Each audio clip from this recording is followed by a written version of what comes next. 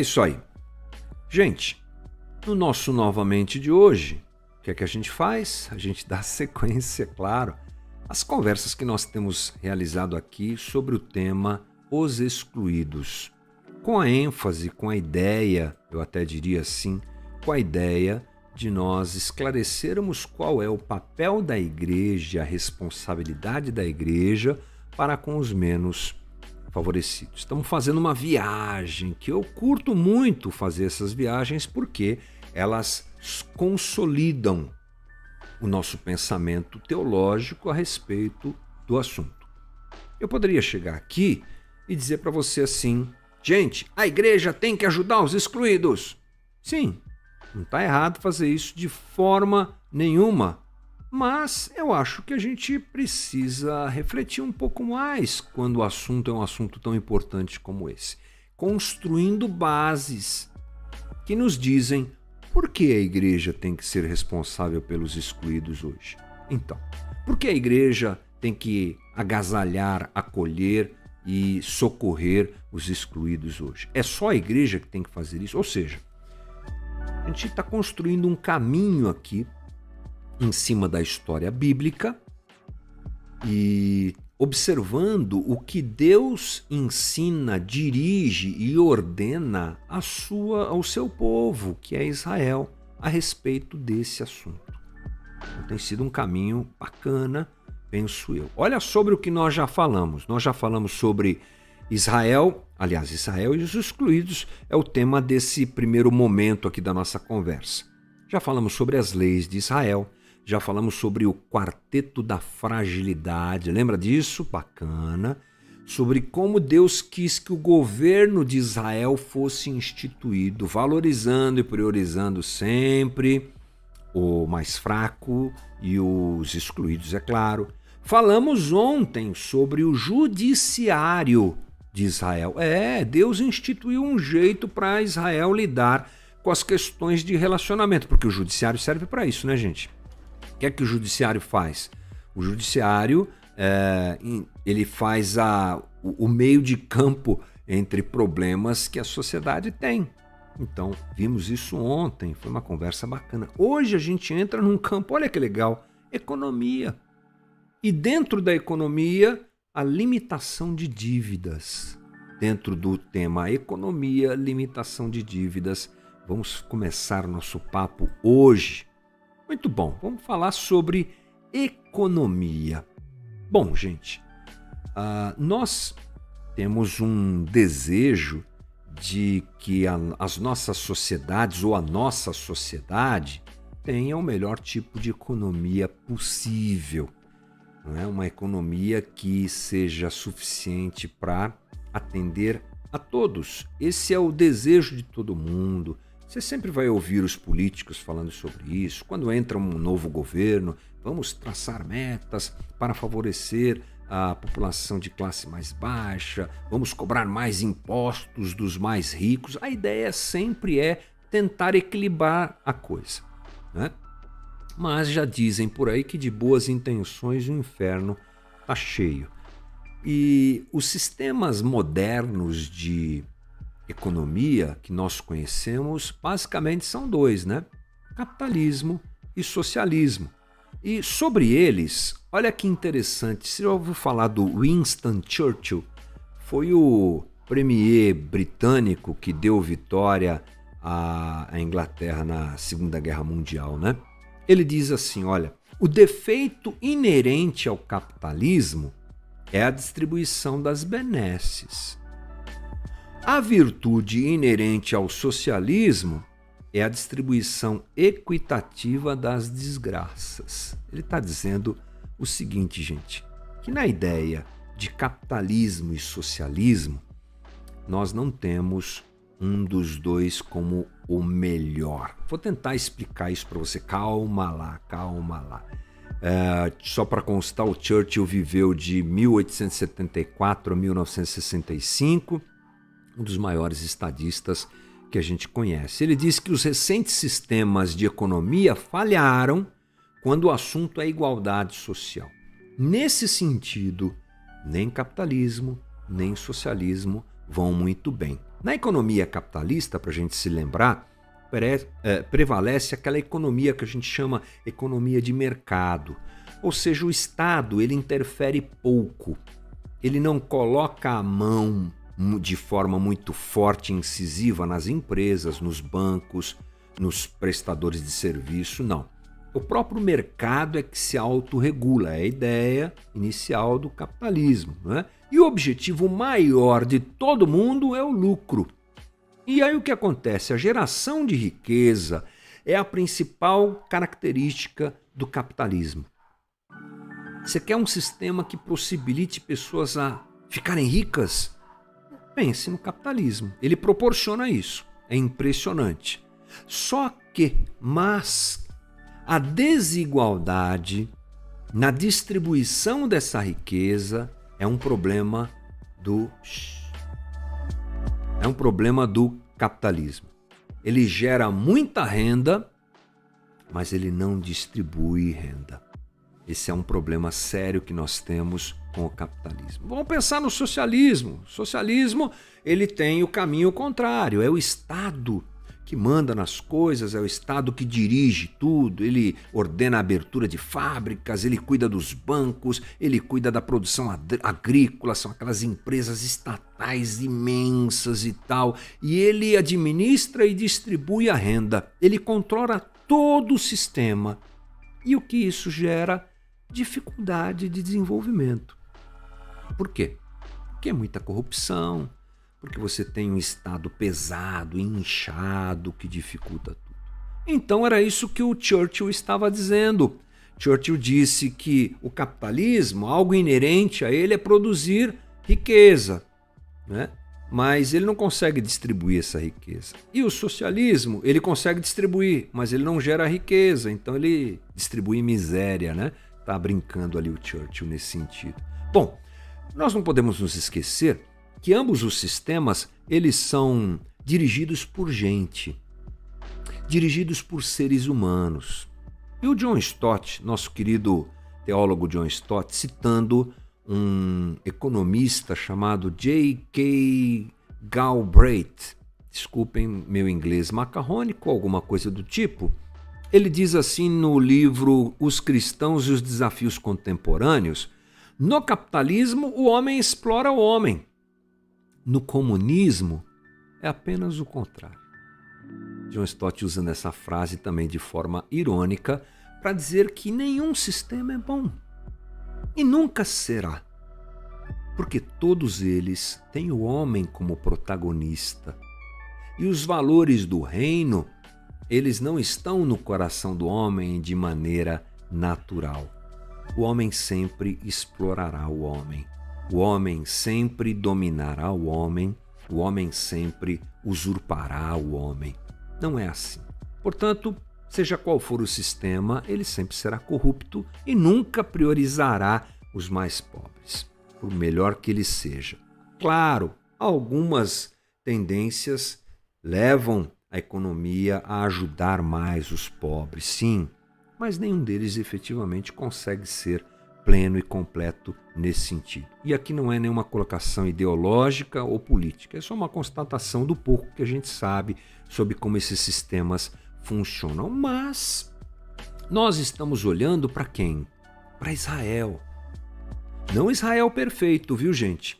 O Israel que Deus queria que fosse e que acabou não sendo como Deus queria que fosse. Mas olhando para a Constituição, a instituição da nação e do governo e de tudo aquilo que nós temos conversado aqui, o que é que nós percebemos? Vamos dar um pulo ali para entender melhor o que Deus esperava de Israel nesse sentido. Bom, o que se destaca nas leis dadas por Deus a Israel é a criação de um sistema econômico generoso com os mais necessitados. Deus queria que a economia dessa nação que estava sendo formada não atropelasse os mais pobres. E ele dá claras ordens a respeito disso. Ele queria que realmente os mais necessitados fossem muito abençoados. Logo depois da saída de Israel do Egito, poucos anos depois, tipo 300 anos, gente, que para a história de uma nação não é nada, Deus abençoou realmente Israel de uma maneira muito, muito séria. E aqueles que eram pobres, escravos, aqueles que saíram do Egito sem nada, eles se tornam rapidamente uma nação muito rica e muito poderosa. Vamos dar uma olhadinha, por exemplo, nos capítulos, aliás, não vamos dar uma olhadinha, mas se você quiser, você pode observar a história do reinado de Salomão. Em 1 Reis, capítulo de 1 a 9, você encontrará essa história e lá nós temos um momento mais incrível de Israel, o ápice da economia de Israel. Israel está muito bem. Você sabe que Salomão herda uma nação já muito forte de seu pai Davi e ele, sábio como era, a coisa explode. Ele realmente faz intercâmbio com as nações ao seu redor. Ele constrói o templo, que era uma coisa impressionante, constrói o seu próprio palácio, que era outra coisa muito importante, muito incrível. Bom, Israel está no seu ápice financeiro. E olha só a declaração da rainha de Sabá. Está ali em 1 Reis 10, 7. Mas eu não acreditava no que dizia, até ver com meus próprios olhos. Na realidade, não me contaram nem a metade. Tu ultrapassas em muito o que eu ouvi, tanto em sabedoria como em riqueza. Pronto. Israel estava nadando no dinheiro, digamos assim. Estava muito bem. Da onde vem essa prosperidade toda? Da obediência que a nação prestou aos mandamentos de Deus. Né? Quando saíram da escravidão, quando saíram da miséria, Deus disse várias coisas sobre isso. Deus exortou Israel a prestar para ter cuidado com a obediência das leis que Deus deu a eles. Olha só o que diz aqui alguns textos, tipo Deuteronômio 15. Contanto que obedeçam em tudo ao Senhor e ao seu Deus e colocarem em prática toda essa lei que hoje lhes tenho dado, pois o Senhor, o seu Deus, os abençoará conforme prometeu. E vocês emprestarão às nações, mas de nenhuma das nações tomarão emprestado. Vocês dominarão muitas nações, mas por nenhuma serão dominados. São palavras específicas para Israel. Gente, não vai pegar isso aqui e dizer é nós. Não, isso aqui tem a ver com o contexto e com o momento específico. Israel prospera porque guarda as leis do Senhor. Dentre as leis do Senhor havia uma direção muito clara de que as riquezas daquela nação deveriam ser distribuídas de maneira justa. Olha o que diz Deuteronômio 15, 4. Não poderá haver pobre entre vocês. Assim não deverá haver pobre algum no meio de vocês, pois na terra que o Senhor, o seu Deus, lhe está dando como herança, para que dela tomem posse, ele os abençoará ricamente. Não pode ter pobre. Vocês devem distribuir a riqueza. Então o povo prospera porque guarda as ordens do Senhor. E dentre as ordens do Senhor está um mandamento relativo à distribuição de renda, relativo à prática da economia. Não deixem ninguém com menos do que deve ter. O pastor Timothy Keller diz assim: o interesse de Deus pelos pobres é tão profundo que ele deu a Israel um conjunto grande de leis que, se fossem exercidas, a classe menos favorecida praticamente desapareceria. Olha só o quão é sério isso. Bom, Cope, inclusive, nos dá uma outra declaração dizendo aqui: se alguém fosse pobre ou destituído em Israel, seria uma vergonha para a comunidade como um todo, porque Deus havia ensinado à comunidade: cuidem dos mais pobres, cuidem dos menos favorecidos. Portanto, as leis que dirigem a nação hebreia para esse caminho estão presentes no relacionamento do povo com as riquezas e esclarecem como o processo de distribuição de renda deve acontecer. Perceba você, gente, Deus está criando uma nação e ele diz como a economia dessa nação deve ser. Perceba que no âmago dessas diretrizes divinas está o cuidado com o mais pobre. Vamos ver agora efetivamente isso. Ah, que bacana, Deus está dizendo que era para cuidar do mais pobre. Como? Bom, primeira coisa, limitação de dívidas. O famoso ano do jubileu é um instrumento muito forte nesse sentido. Em Deuteronômio 15, versículo 1, diz assim: no final de cada 7 anos, as dívidas deverão ser canceladas. Isso deverá ser feito da seguinte forma: todo credor cancelará o empréstimo que fez ao seu próximo. Nenhum israelita exigirá pagamento de seu próximo ou de seu parente, pois foi proclamado o tempo do Senhor para o cancelamento de dívidas. Vocês poderão exigir pagamento do estrangeiro, mas terão que cancelar qualquer dívida dos seus irmãos israelitas. Não é interessante isso? A lei determina que a cada 7 anos todas as dívidas deveriam ser perdoadas. E caso houvesse penhora de bens como garantia, o credor deveria abrir mão disso. Esse é o famoso ano do jubileu, gente.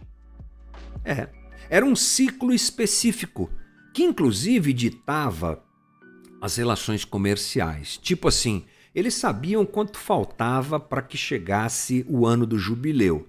Então, na hora de fazer um empréstimo, faltam 2 anos só para o ano do jubileu. Vamos aqui fazer uma brincadeira aqui, lúdica. Um judeu conversando com outro, você me empresta, eu te empresto. Faltam quantos anos para o jubileu? 2 anos. Então, a conta era feita com o final da dívida sendo realmente no ano do jubileu. E eles tinham que seguir isso. O termo hebraico para esse conjunto de leis se chamava Shemitah, ou Shemitah, não sei muito bem, que é o termo ligado à libertação. Trata-se da preservação contra a dívida que oprime. Essa é uma atitude econômica, gente. Quantas pessoas vivem aterrorizadas porque não conseguem sair de um ciclo de dívidas que lhes é imposto? Bom, Timothy Keller diz sobre isso, aliás está ali, né? Tá aqui, ó. Ele diz assim: a lei da libertação era uma política pública, específica e poderosa, cujo objetivo era anular um dos maiores causadores da pobreza, a dívida pesada e duradoura. Eu acho isso de uma beleza maravilhosa. Um povo que não podia explorar ao outro. Essa é a ideia. Essa é a ideia do ano do jubileu. Aliás, antes de darmos sequência no que eu quero dizer, é bom citar que os especialistas estudiosos dizem que não há registro de que o ano do jubileu tenha sido celebrado por Israel nenhuma vez. Receberam a ordem, mas não cumpriram. O que nós estamos olhando aqui é para o Israel ideal, mas não foi esse que viveu diante do Senhor, nós sabemos muito bem. Bom, vamos comparar um pouquinho com algumas economias, como por exemplo a nossa. Eu vou ler aqui um texto, é meio um pouquinho chato, mas eu achei bacana trazer para você, porque quando nós olhamos o comportamento econômico do brasileiro em 2015, está um pouquinho distante, mas não deve ter mudado muito disso. O que é que nós encontramos? Olha só, o percentual de famílias com dívidas no mês de setembro daquele ano é o maior já registrado neste ano. Segundo a pesquisa de endividamento e inadimplência do consumidor da Confederação Nacional do Comércio, no mês o total de famílias endividadas chegou a 63,5%, ou seja, em cada 10 famílias, 6 têm algum tipo de dívida. O número supera o patamar observado no mesmo período de 2014. Também cresceu no mês de setembro o percentual de famílias com contas ou dívidas em atraso. A taxa chegou a 23% do total, ou cerca de 2 em cada 10 famílias. Essa é a maior percentagem já alcançada desde julho de 2012. os dados mostram ainda que 8,5%, 8,6% das famílias afirmaram não ter condições de pagar as dívidas em atraso. Esse é o maior patamar já registrado em junho de 2011. Marianne Hanson, de onde eu coletei essas informações, economista da Confederação Nacional do Comércio, diz o seguinte, olha, o aumento do endividamento não está sendo acompanhado pelo incremento do consumo. Segundo ela, está havendo uma redução de vendas no varejo, principalmente em relação aos bens duráveis, como eletrodomésticos, móveis e financiamento de automóveis. Para a Marianne, a alta do custo de crédito com taxas de juros elevadas, o aumento de custo de vida e o cenário menos favorável do mercado de trabalho são os principais fatores que influenciaram o aumento de famílias endividadas e inadimplência. Sabe o que isso significa, gente? Isso aí, ó. Ou seja, os devedores estão devendo cada vez mais. Estou comparando o projeto de Deus para Israel ao nosso projeto econômico.